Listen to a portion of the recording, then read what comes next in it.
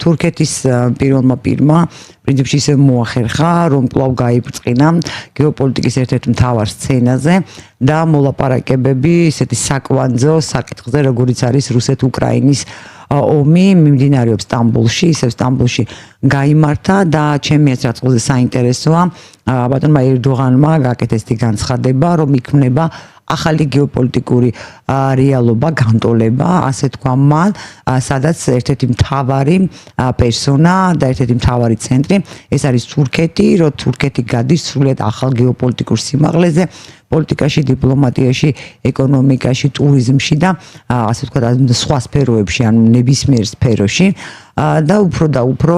აკაშკაშდა და თვალის მომჭრელად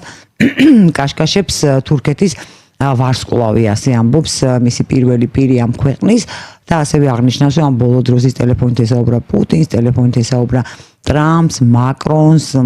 ალ-შარას და ანუ საკუთარ მნიშვნელოვნებას უსვამს ხაზს. მე მესწრე თურქეთი დიდი სახელმწიფო, ასევე მესმის რომ აღმოსავლეთში მიღებული არის თავის ქება და რაღაცების გაბუქება, ეს არ ეწყინებათ იმედია აღმოსავლელებს, მაგრამ აქ იბადება კითხვა. თურქეთის ვარსკვლავის ასე თვალის მომჭრელად აკაშკაშება რას უქადის ჩვენს ქვეყანას?